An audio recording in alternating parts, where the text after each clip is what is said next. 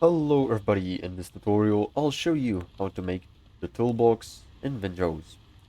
This is especially useful for crafting higher grade items in the workbench, like the Bosun backpack or many other items. So to get started, you'll need some foothills iron ingots, which can be gathered inside of the foothills biome. You'll need some foothills iron ore, 3 of them to make 1 iron ingot inside of the smelting furnace.